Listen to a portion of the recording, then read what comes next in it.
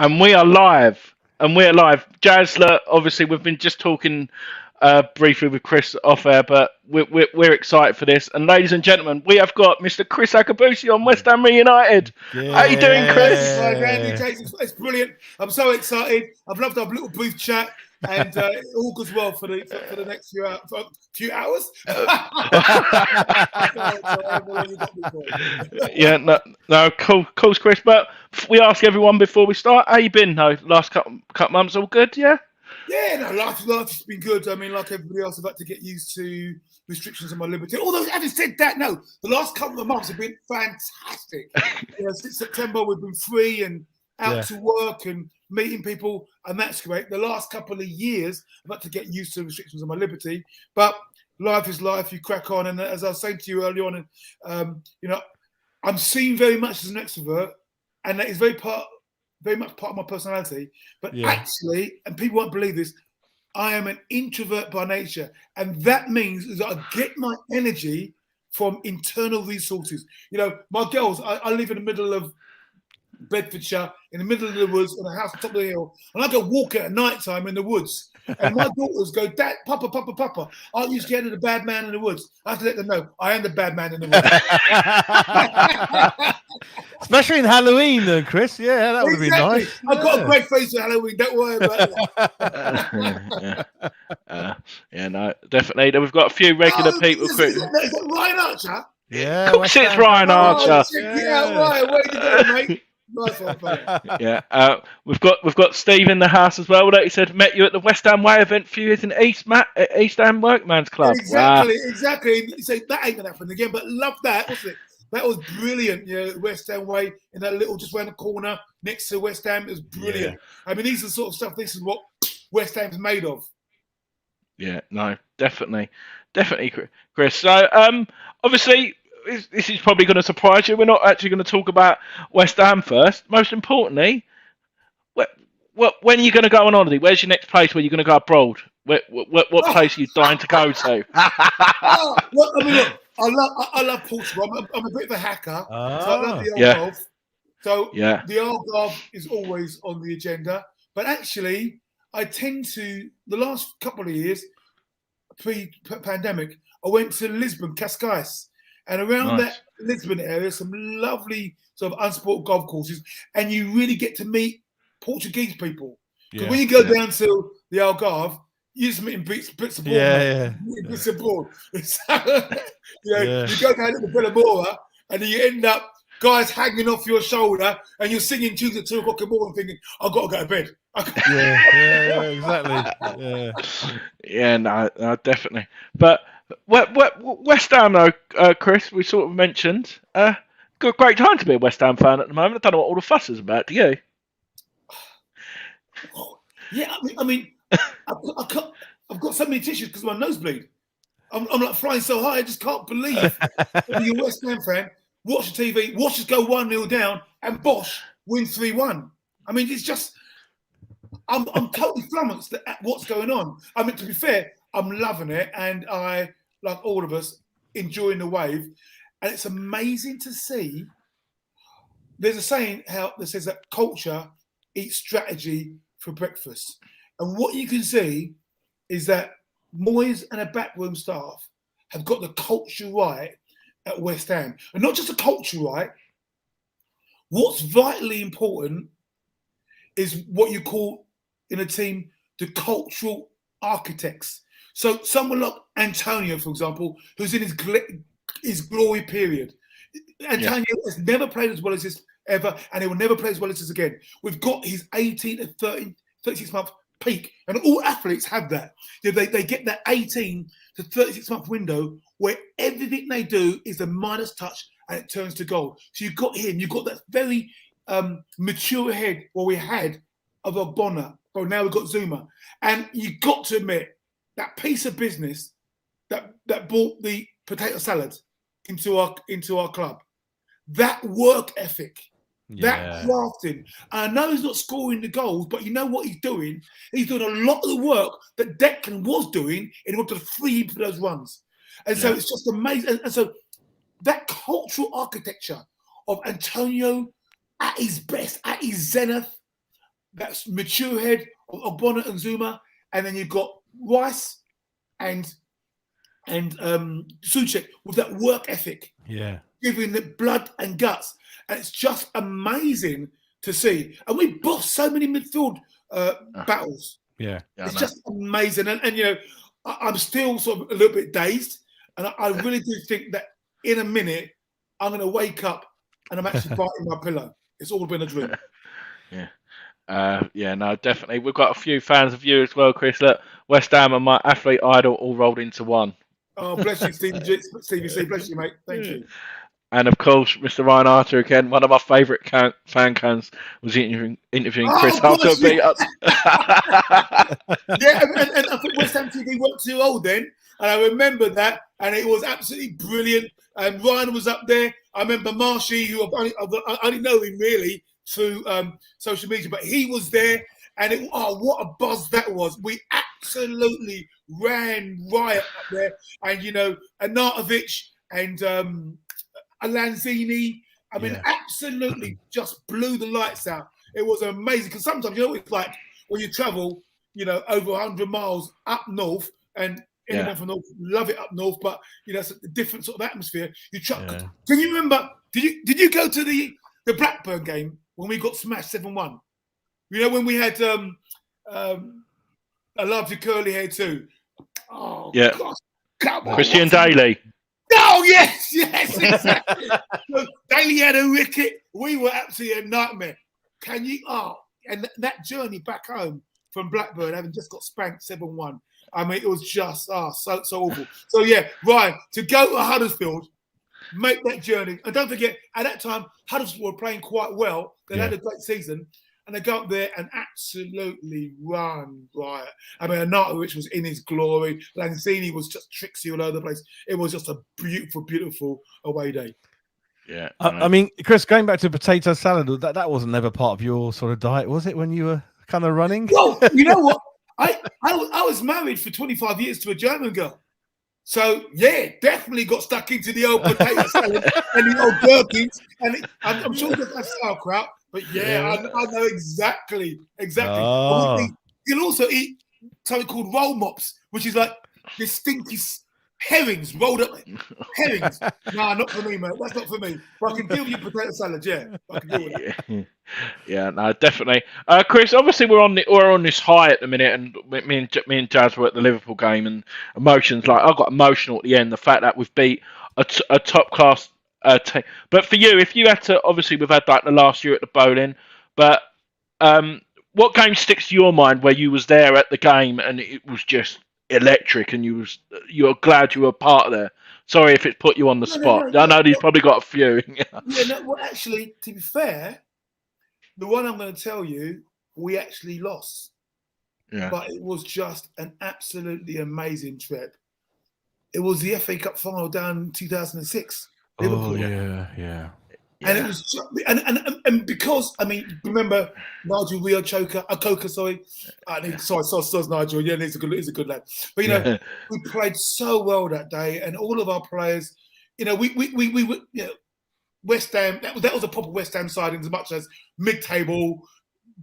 Every now and again we'd win a couple of sort of high-flying games, but really we were a mid-table club. Went down there that time, and everyone stepped up, and everyone gave their all. And I actually thought we were going to win that. And I was there with my mate, Chris McDermott. We go, Chris, and a couple of other lads, and we were all dancing like this. And it was like only a few minutes ago, and we were winning this game. We were winning the game. Yeah. And then all of a sudden, out of nowhere, I mean, one minute's got cramp. Gerrard smashes one into the top pocket. And a deflation. And then you know what? I still thought we were going to come back. And can you remember Marlon Harewood, who had cramp, and the ball floats across the box, and Marlon just needed to stick his leg out or something on it, and it would have gone in, and we'd have won. And he couldn't make it. Chris, he said he was injured in the recent interview. He said I couldn't move. That's why perhaps he did hit the post. Yeah. Well, yes, no, and I'm sure he was injured. I'm sure he was. But you know what? Yeah. I'm really serious about this one as well. Yeah. Mind over matter. So I have run with a when I say a torn hamstring, not ripped, But Yeah. and I've run and Oh my God. and sacked, but you keep on going because the body has got cortisoids that can flash down there and just block it out. Now, look, I'm not having a go at Marlon because I think he was injured and his mind was on his injury rather than the ball. Sometimes, sometimes it's impossible, and I get that, and I'm not having a go in any way, shape, or form. I get it. It was just one of those magical moments because Gerrard was also injured and was also cramped. But when that chance came, all of a sudden, what's called this Dionysian energy, this dynamic energy, and as if breathed by God, grabbed hold of him, and he was out of his body, and he scored. And it happened. And it's like that, isn't it? Swings around about. Lots of footballers will tell you the moment when all of a sudden things slow down, yet you rise up and you know exactly where the ball's going. And you get this superhuman strength, and bang! Yeah. Connect with it. Yeah. And in this case for Marlon, it didn't work. And for Stevie G, it did work. But you asked me, that game is indelibly impressive. Even though we lost. Yeah. Didn't I say you were buzzing? I wasn't really buzzing.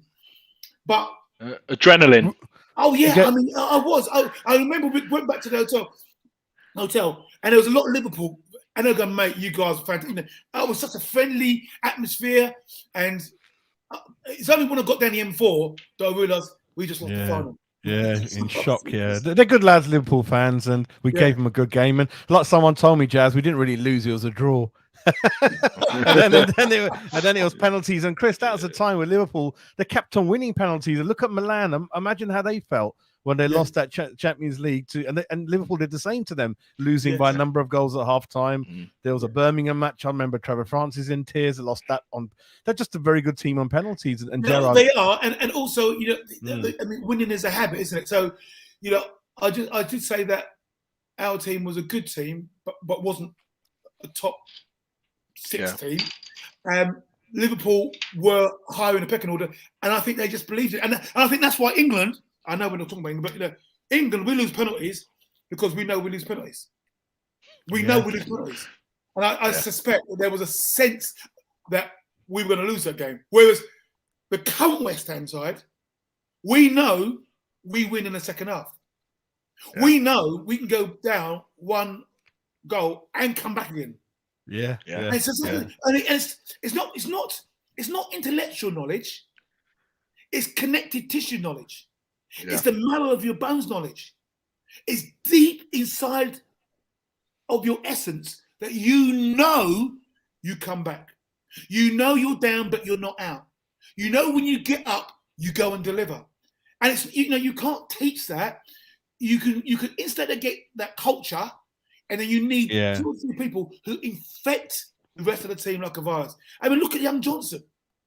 Yeah. I mean, young Johnson has come to fruition in a team that believes in itself. That kid believes in himself. Yeah. Otherwise he wouldn't have shot that goal at Villa from that distance. I mean, don't think of it as a defender. What a finish! Yeah.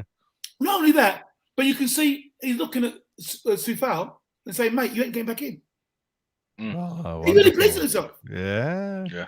Well, he's got good pedigree, hasn't he? With a couple of his uncles used to play football, so Ledley King and 1 or 2. Great. Chris, I know you mentioned Marshy. He's got a comment for you here, mate. They're all here for you, Chris. They're all here for you. Oh, check, Marshy boy. I love it. I mean, all these guys, I just know them from the internet. Marshy boy, you caught me going all this was one of those. Boom, boom. Georgie boy, Oh, Marshy, thank you. We've got DJ Rusty B in the house as well, saying boom, boom. They're all in the house. Boom, boom. And I've been on his show. It was like West Ham. My Hammers 11, wasn't it? Yeah. That's it. Oh, mate, you got the ball. You've got the ball. They're all there. They're all good lads. And we've got a young YouTube sensation as well. West Ham unofficial young Jake Cox as well, saying this is class as well. They're all out in force tonight, Chris, to speak to you. What I really like. So I really just love. You know, we talk about West Ham family, and look what you've just done there. All you got. I mean, you know, West Ham Fan TV, great TV station, done a real good job, and the fact that you got Ryan on there, supporting you guys. You're new to the game. 53 episodes. I'm actually blown away. You've done so much in 8 weeks. You said you got 400 followers, and it's just brilliant to see you lot supporting one another. Andy's a hard taskmaster. Yeah, no. Like you said, we're one big family here, and that's what I love. Like West Ham fans, when anyone's down, we're there to support. And even you see it on Twitter when someone's feeling down, people stuff like that. It's just amazing. And like you said, I'm not just saying that because we're West Ham fans. I think we're the best fans in the world. Honestly, I'm not disagree with that. And I've seen Jace on West Ham Fan TV things, and I don't talk about West Ham Fan TV because this is your show. But the idea, of course, that's fine. Look, these guys have been going 4 or 5 years now, and they've made loads of mistakes and they made and great highlights. And the fact that they're there for you means the TV problems that they experience, you don't have to make. And the fact, and that's what I love is that just look at that. I mean, I didn't expect that. I really, that's why when I saw his name, what, really? Yeah, but she's commented now. Don't get excited. Look, I've never made that one. I know. I'm like a little puppy, mate. It shows, my little puppy. Quite excited. No, because what I'm saying is, you get to see personalities, don't you? So I always look on, and when I go online and I say, "Oh, double West Ham fan TV," and say, "Oh, where's Martian Boys?" When he does the post match stuff. Where is he? Where is he? And he's got like a little habit. He goes, obviously. I laugh when he does it, but that's him. That's his mannerisms. Obviously. But it's straight. It's East End, straight to the point, and knowledgeable. Look, it's all good. I just want to say, well done, fellas. It's good to see that you're supporting each other. That's brilliant. Yeah, no, definitely, Chris. I'm going to be quiet. I know, obviously, the team's playing well. Do you think the 41 years of hurt? Do you reckon we're going to win a trophy this year? Do you think we've got it in us to win a trophy? We've definitely got it in us. If we don't, it will be because we've got a thin squad. We've got a great squad, but a thin squad, and playing too many games. Like for example, I mentioned Ogbonna. Yeah. And it was quite an innocuous little turn, but he's done. And when you, and I'd said this before on another show before, when you've got world-class athletes, it's very difficult to ask them week in, week out, month in, month out, to play at their zenith. Yeah. Athletes, and these guys are athletes now, you need to peak. You need to prepare. You need to get ready for a window. And so, but we're asking our very thin squad, 18 maybe deep really, or maybe not even that, to be on fire each week. And you're going to get injured. They are going to get injured. With all due respect, they're going to get injured. And so all you need is 2 or 3 injuries to some key players.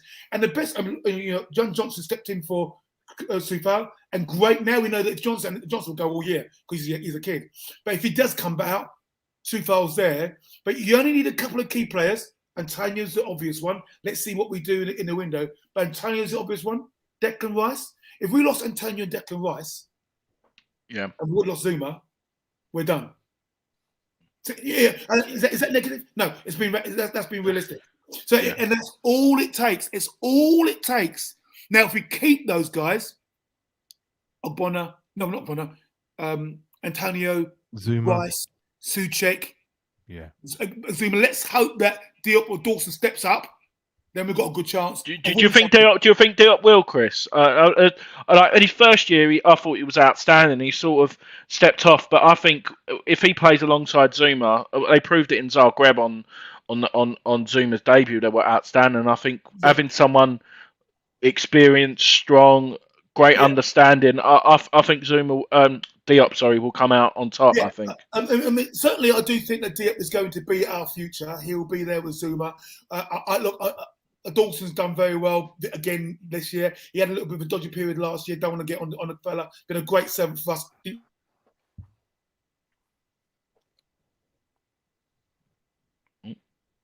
see that kind of point? You asked the question: can we win something? We can win something, but we're on all fronts, aren't we? We're in Europe. We're in the League Cup. We're in the FA Cup. We're in the league. on a very thin squad. It's going to be difficult, but it's not impossible. We can win something. We can win something. We really can. And these boys believe it.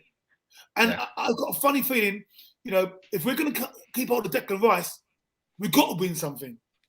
Yeah. And we can win something, and he can captain us for the next 10 years. And I think, Kriss, what you've done in your life, your relationship with your coaches, I can imagine, was so important. And I think the coaches in the background at West Ham that David Moyes has got together, every player has improved. Is it still improving? These guys are 10, 15% fitter from last season. So you can see all the work that everyone's doing, isn't it, in the background, those 4, 5, 6 people we've got. Yeah, absolutely right. And you can see how the lads really have connected with David Moyes and what the backroom staff was doing. And I suspect Noble plays a very significant role in that too, because of his deep roots in West Ham. And I think the manager will listen to him. I don't know, I'm making this all up, but I think the manager will listen to him. And all of a sudden, you've got this tight-knit unit. And, we saw Moyes went to Man United. When he said that winning's what I do, and we all laughed. I certainly laughed. I didn't. Man United, Spain, but now I get it. Winning's what just like boxers make fights, clubs and managers need to relate to. And he's now got his Everton, hasn't he? So what he did at Everton, which is a strong family club like our club, with great pedigree, Moyes was able to talk to those guys and get Everton doing it, and he's got us doing it with better quality players than he had at Everton. We've got better quality players in our thin top end than Everton have got. So actually, the manager and the club are really, a real nice fit. Like boxers make rock fights, a real nice fit.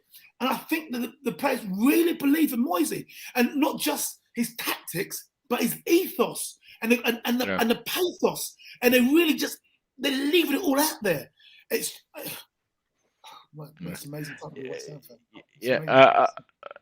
I agree, Kriss. And I think if we, like Kent Hammers here has just said, if we get 3 or 4 players in January, the likes of a Lingard, someone like that, I think the momentum will take us through.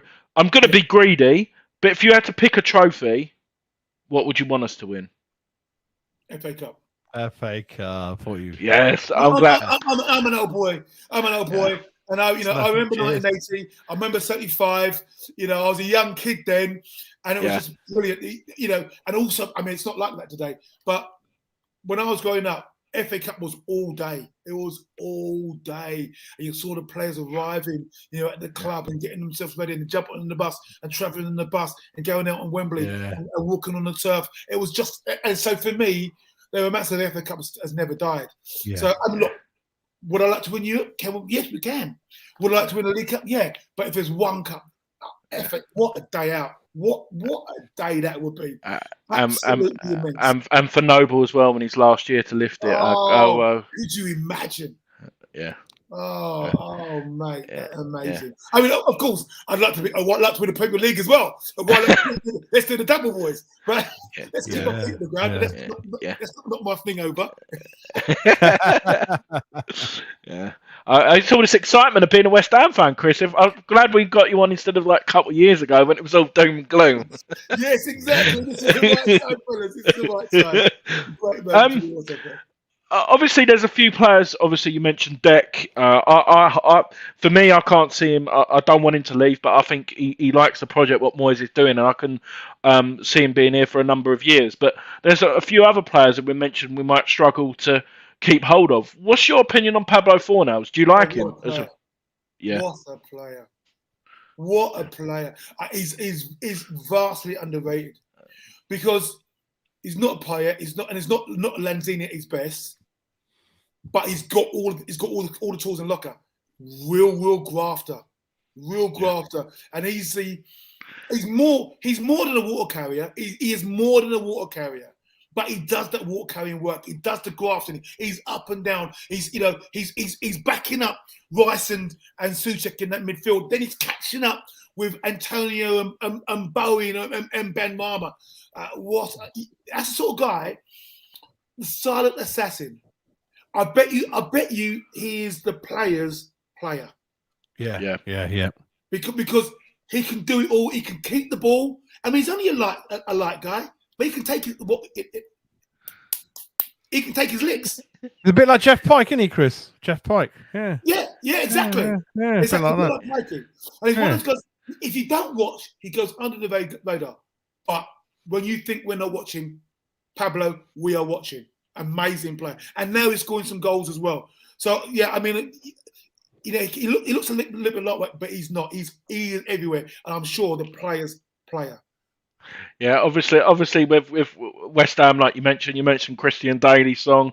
Obviously, the Pablo Fornal song has picked up some track. But if you had to pick one, obviously doesn't have to be now or the Christian Daly. What player chant always had you what meant a lot or have you tickled? Oh yeah, you guys are too young for this one.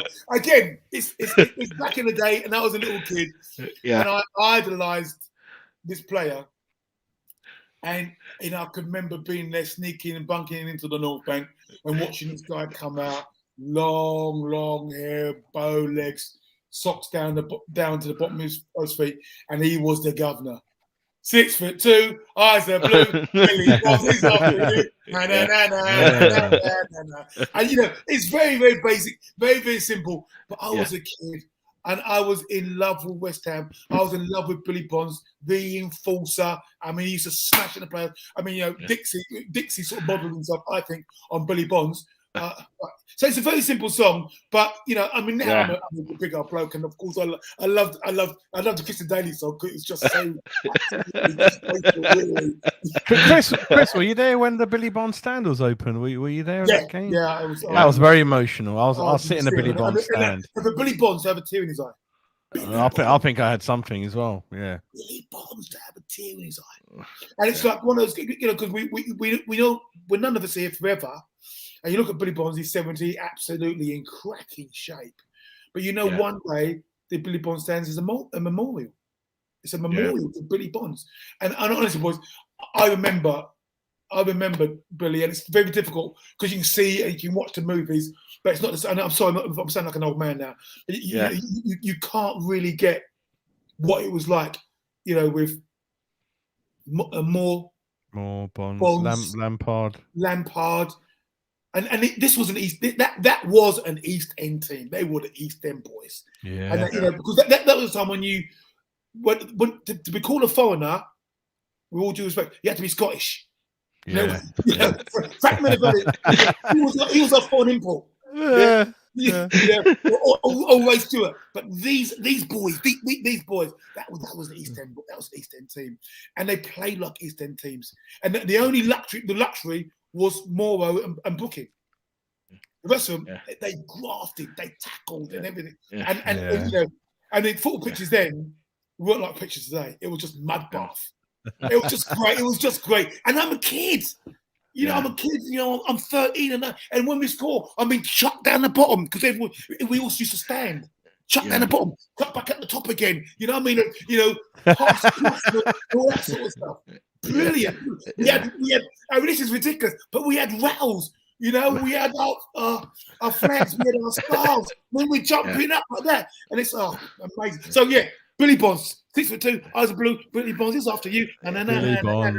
Obviously, I've only seen highlights. I never saw him playing. We're sort of mentioning the old ones, and Steve put this comment. How good was Dev, Chris? Oh yeah, watching. Oh yeah, absolutely. As good as anything we've seen. And we talk about. And I know we talk about Di Canio, we talk about Payet, different player, Devonshire, but silky smooth, could ride every single tackle, and it's great because he had Billy Bonds who's going to enforce stuff for him if you got smacked a little bit too much. But silky smooth, great passing ability, running through because they were like inside forwards. Then we had such inside forwards. Yeah, and it's amazing because he came on with Brooklyn who used to do all that for us. But Devo, an amazing player. Just one of those guys, always seem to have time. Always seem to just have space. Always seem to have time. And I think what he did very well, he knew where the ball was going to go before anybody else. Yeah. So it was in the space and hang on, he's got the ball. He's got it again. He's got it again. So yeah, a silky smooth player. Kriss, yeah, They've modelled themselves on it. What when I say model, who have had a similar vein, like yeah. Berkovic and Benny a little bit. Benny, and Benny. Yeah. They've all sort of modelled themselves on the, but they're not Devonshire. There's only one other Devonshire. We signed him from where I was born, Southall, mini India, Kriss. Yeah. That's exactly right. Exactly. Yeah. A lot of our players from the Ishmael leagues and the Southern Hillingdon leagues. Borough and all that. I think Glenn Hoddle was from Hayes, Ray Wilkins, Hayes. Yeah. All West London. Kriss, Steve's asked another question. Do you remember the Peanut Man shouting at peanuts as well at Upton Park? Actually, mate, Steve, I don't, mate. I don't. When was that? That might have been after because I joined the army in '75, and so I couldn't get down to sea as much as I used to. Oh, it's after that. How old are you, Steve? I bet he's a young one. I bet he's young. I know Steve. I think no. I know Steve. I think he's 57. I know Steve. I think. Is he? 50, he's up in my league then. Yeah, no, I don't remember that one, mate. Yeah. And Ken Amos said, my dad said Bonzo was the fittest player he ever trained. He's like a machine, always the front of the running, even at 41. Yeah, ridiculous. Kriss, I wanted to ask you, when you went to Chadwell Heath in the late 80s, I remember in the Shoot magazine, your photo, I tried so hard to get hold of this photo. I don't know where it's gone. You're standing in front of the gates with the football boots around your neck. Yeah. And it was in all the football magazines the following week. And what was the story behind that experience going to Chadwell Heath and that kind of thing? Well, that was absolutely brilliant. So West Ham, we had the FA Cup. We were the FA Cup holders, and so there was this shoot where I went down to see the players. Yeah, and I remember because I was an athlete then. Robbie Slater, he was the whippet. He was a real fast lad, yeah. Stuart Slater, yeah. Stuart Slater. Yeah.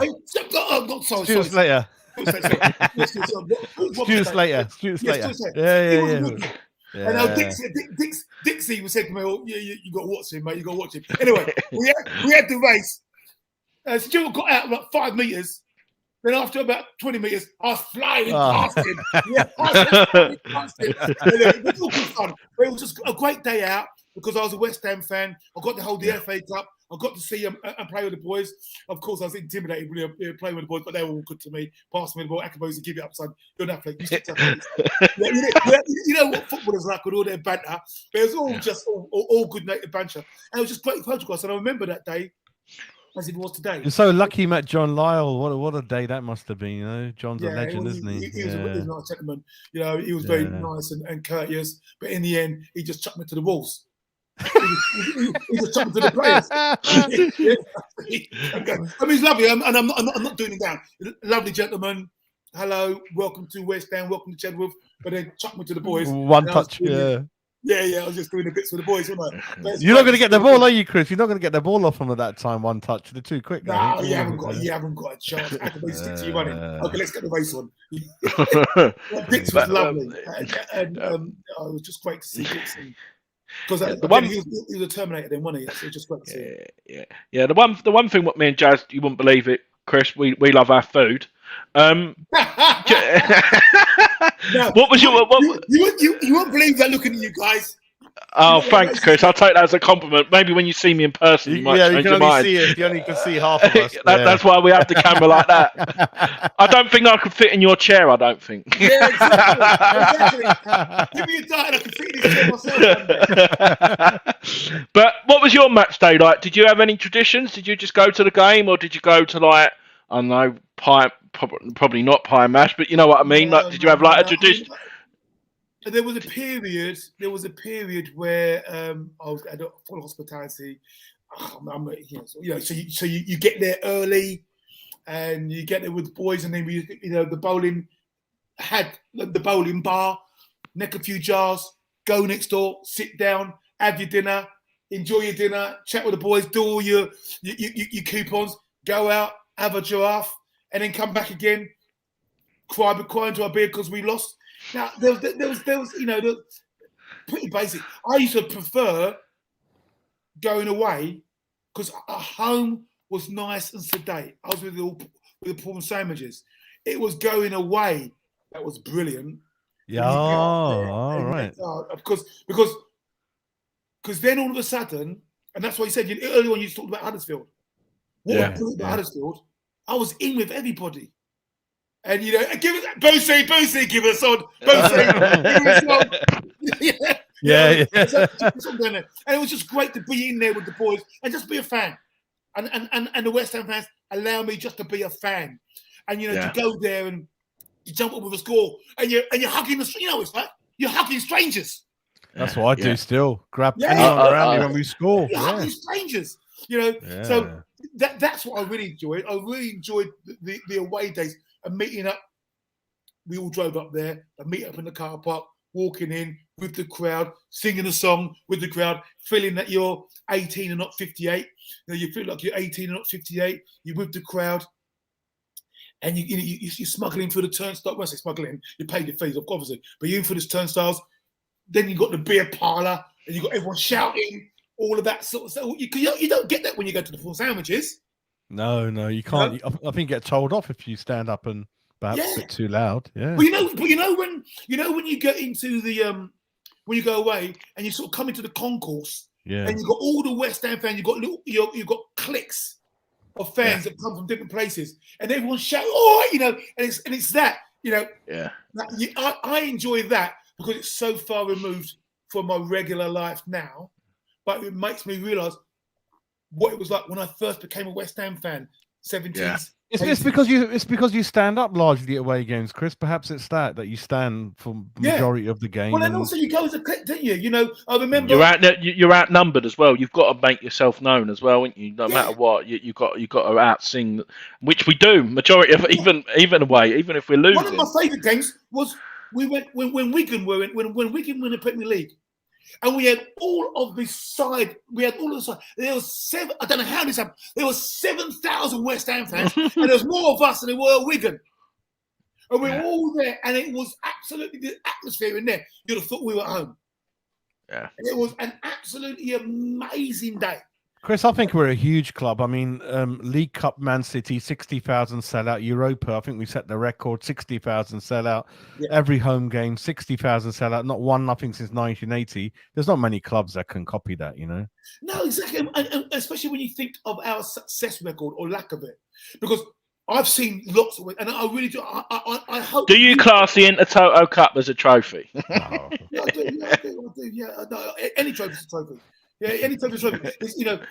When you're an athlete, if you're in it, you're in it to win it. And if you win it, it's a trophy. But we have struggled. I do hope you guys and many of the guys have come on your show today. I really hope you guys get to experience what I experienced from the 60s when West Ham were major players in England, through to the 70s where we won the FA Cup, 80s. We were a huge club. And I just joined the army, and West Ham was a massive club, and we won stuff, and it was etched in our memory. And then we haven't won anything serious for 40 years. Yeah, it's crazy. And so if you guys, and yet what you were saying, we still got this massive fan base. If we begin to win stuff, it's going to be huge. Yeah, huge. Yeah. Because we got deep roots. And so, I before I shut off the mortal coil, I'd love to have a period of West Ham being up there and winning stuff. And you know what, guys? I think it's really possible. I really think it's possible with the squad that we got. Like someone said, 3 or 4 more, and we're huge. I'll probably faint, Chris. I think. 3 years on Hammer. 3 years on trot. We took 6K plus to Wigan. We absolutely. So he was there. QPR we took over. Massive. Yeah. Loftus Road, I think, a game. We were absolutely massive. We really were massive. Absolutely massive. We can't say that. We upset the other fan base. Yeah, Chris, talking about food, what's your favourite food at the moment? What do you like to eat? What kind of food? Well, I've always been a seafood man. Oh, nice. I'm quite eclectic. I can eat anything and everything, really. Yeah. Well, I guess because there's certain foods that I'm not going to like. I don't like haggis. I love haggis.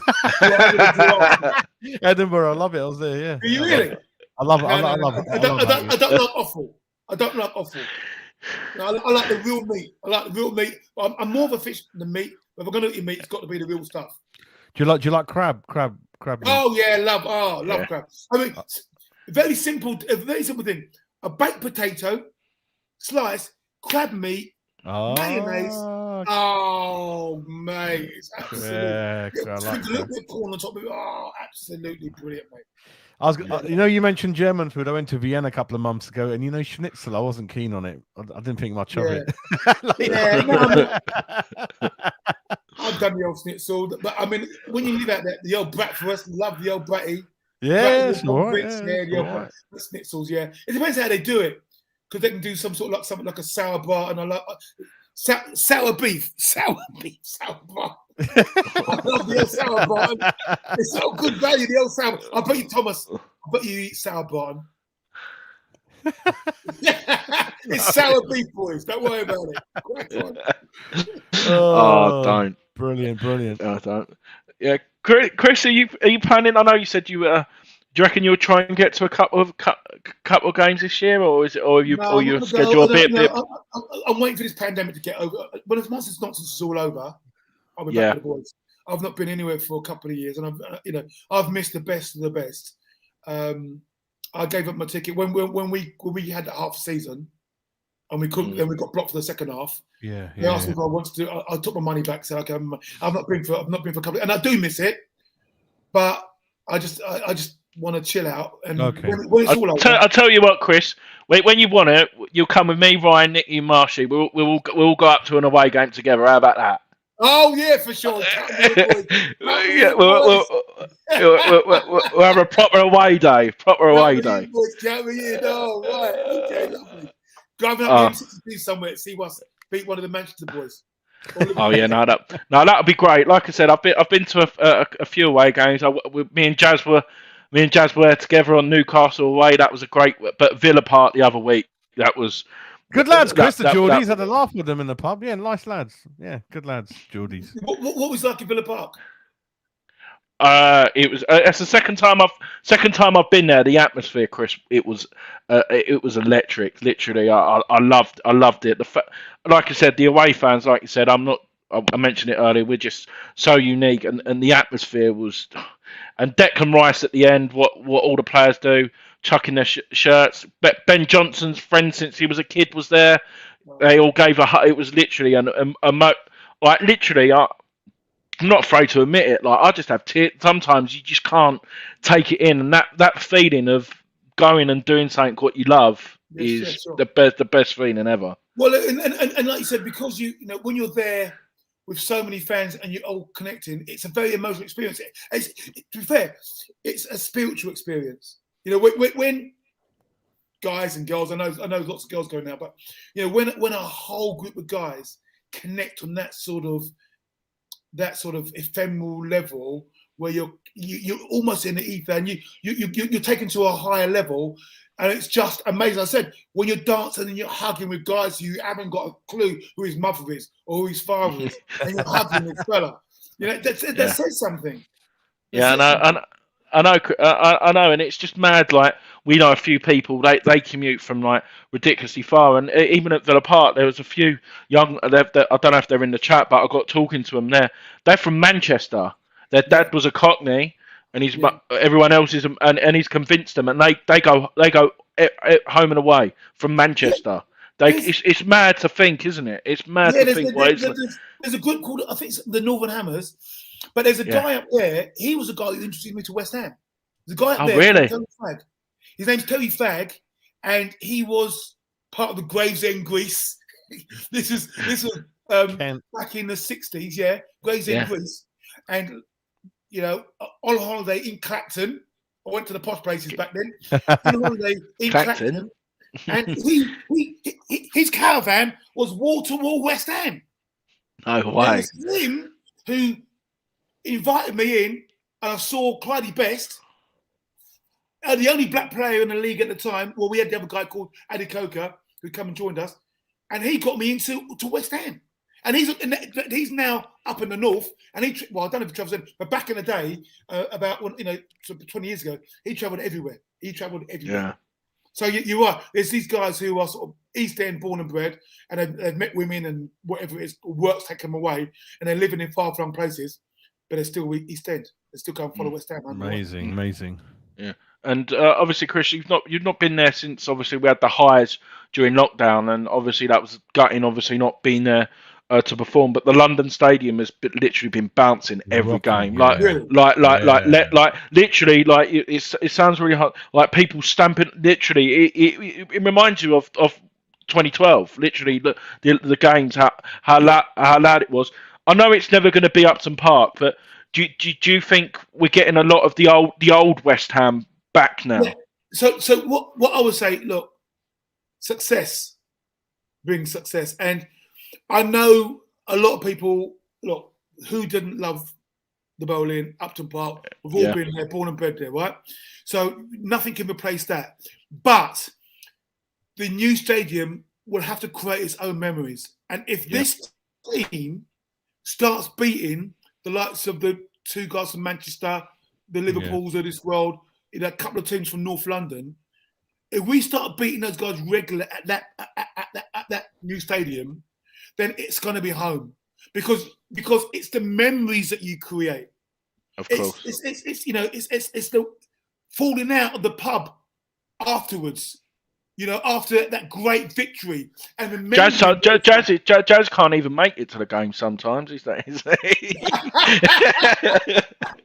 Yeah, I mean, if we win, don't you worry. This will be our home, and the bowling, the Upton Park will fade away after about 10, 15 years because there'll be a whole new raft and a whole new generation that's only known this stadium, and hopefully it'll be a moniker for success.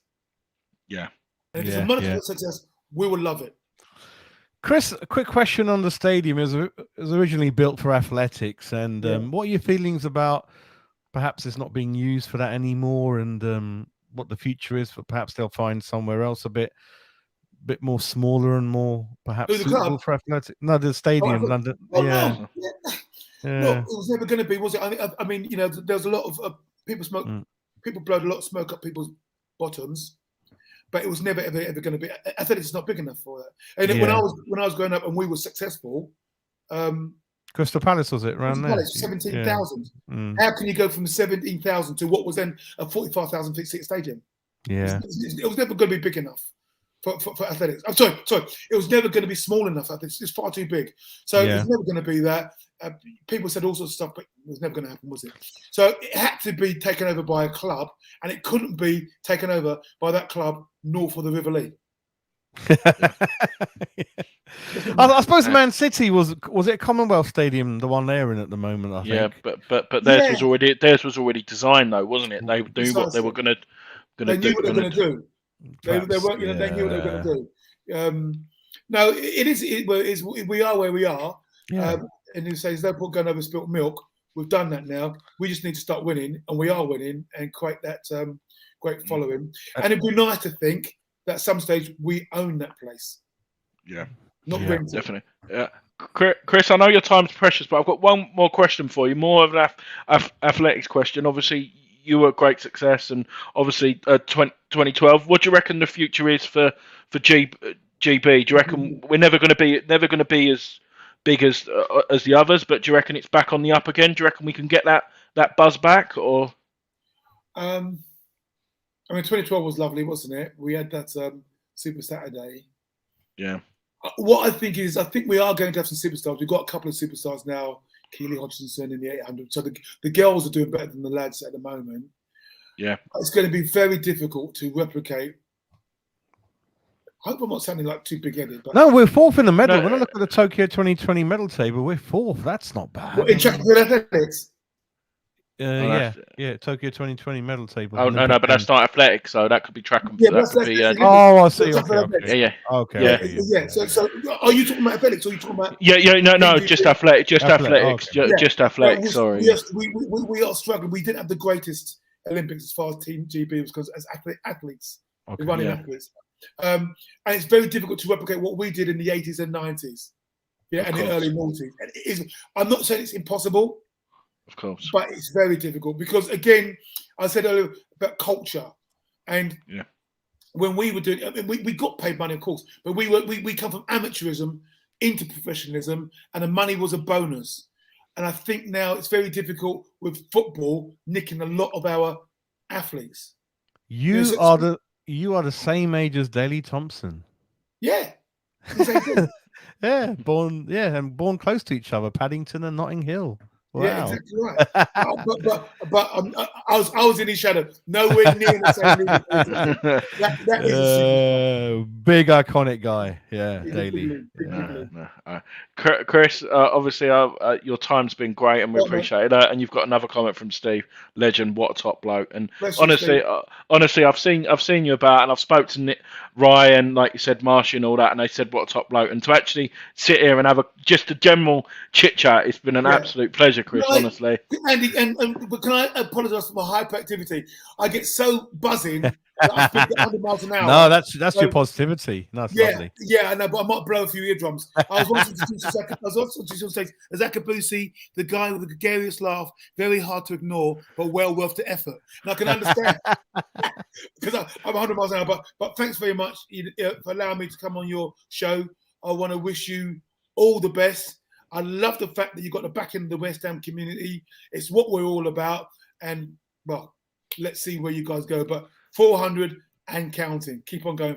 Thank you, Chris. No, and last thing, Kriss, sorry, before I go, there's a friend of the channel. His name's Peach. He's out in Toronto in West Ham. At the minute, he's in hospital and he's with pneumonia. And it'll be great. He's probably not watching it at the minute. If you could wish him well, we'll pass that message on to him. That'll be great. Yeah. So, yo, what's up?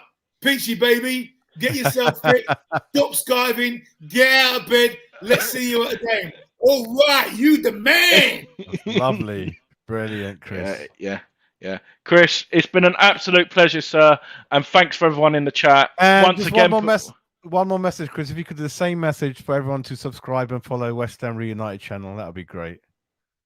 Yo, what's going on? Akabusi, live and direct saying, subscribe to West Ham Reunited, sign up, rip the button off, and let's get jiggy with it. Yeah. Kriss, absolute top bloke. Like, once again, Jazz, what can we say? We've had Kriss Akabusi on West Ham Reunited, and it's been an absolute pleasure. And what a way to finish your Tuesday evening, to have a legend, Kriss Akabusi. Kriss Akabusi, MBE, legend. All family. Thank you. Huge character and it's like having your friend or family member next to you, isn't it? Kriss has got that kind of presence, really down to earth. Amazing, Kriss. Thank you, guys. And one thing left to say is, come on, you are.